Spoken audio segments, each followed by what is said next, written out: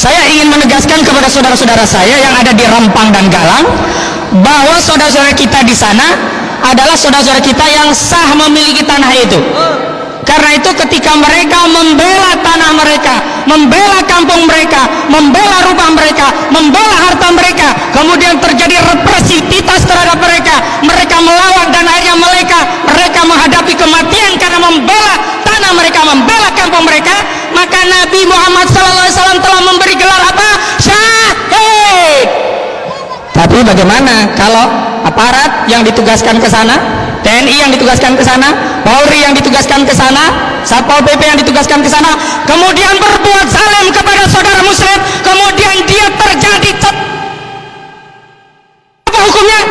Mati sia-sia, ini terlaknat. Karena itu saya memberikan nasihat kepada saudara-saudara yang ada di militer, saya memberikan nasihat kepada saudara-saudara yang ada di kepolisian, saudara-saudara yang muslim yang akidahnya la ilaha illallah Muhammadur Rasulullah, maka berhentilah berbuat zalim kepada saudara sendiri. Jangan ikuti komando pimpinan kalau komando itu akan berbuat zalim dan mencelakakan Anda baik di dunia maupun di akhirat. Takbir. Jadi sebenarnya kasus Rempang dan Galang ini seperti apa ini? Saya kasih ya ringkasan sederhana. Ini saya kutip dari Gugun Prajanto, pengamat kebijakan publik. Sederhananya biar kita nggak pusing, oh ini proyek strategi nasional, itu semua bohong. Sekali lagi apa? Bohong. Yang benar begini, ada Singapura, pertumbuhan penduduknya, juga aktivitas bisnisnya meningkat, butuh listrik yang gede, lalu dia butuh sumber daya listrik. Listrik Singapura nggak mau disupport dengan PLTG yang pakai bahan batu bara, karena itu bikin jadi yang bikin polusi itu PLTU-nya Luhut Bin Sarpanjaitan, bukan motor-motor mobil-mobil yang nggak seberapa ini begitu. Jadi usut punya usut, mereka mau kerjasama sama Luhut Bin Sarpanjaitan sama Erick Thohir, disepakati akan dibangun namanya PLTS, apa? Pembangkit listrik tenaga surya. Tapi lu kagak mau kalau yang membangun dari Singapura, perusahaan Singapura. Kenapa? Gak dapat cuan. Maka yang bangun adalah perusahaan dari Indonesia. Perusahaannya adalah perusahaan punya Luhut BTS sama perusahaannya Erick Thohir. Ya, perusahaan Erick Thohir itu dimiliki oleh kakaknya Boy Thohir. Maka mereka bersepakat. Nah, karena dua konco ini belum bisa bikin panel surya, maka dia kerjasama dengan Cina, Cinzi namanya. Nah, dia yang akan support panel surya. Kemudian mereka sudah sepakat, ada yang support panel surya, ada yang bikin pembangkit, ada yang akan jadi buyer Singapura. Lahannya di mana?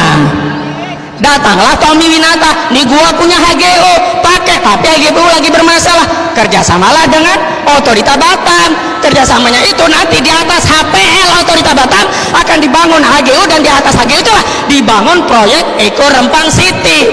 Nah, karena kalau Tommy mau membebaskan lahan di situ, kan harus belanja nih, datengin penduduk. Nah bu, mau saya beli tanahnya boleh nggak? Nggak mau, kan susah.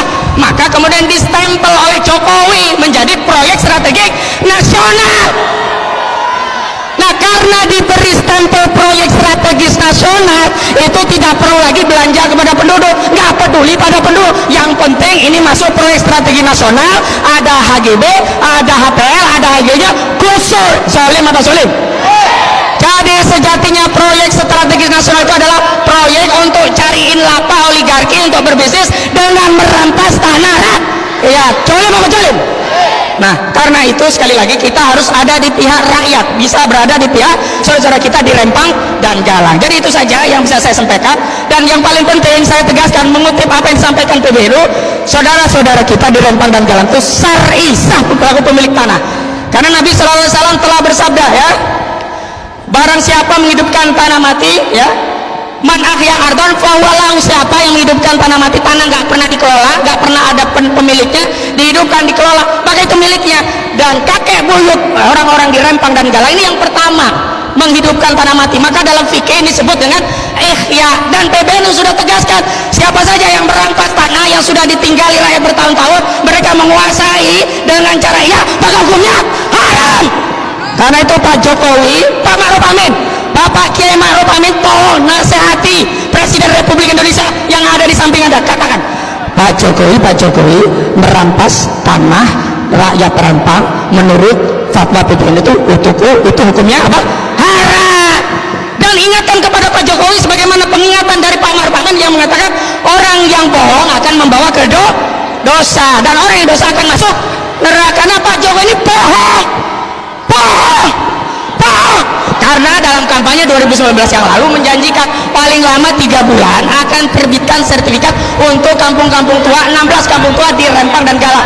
Yang terjadi bukan sertifikat yang datang, tapi tentara dan polisi. Begitu diprotes rakyat katanya memiting. Ketika diprotes lagi katanya ini saya piting, ini saya piting, saya rangkul.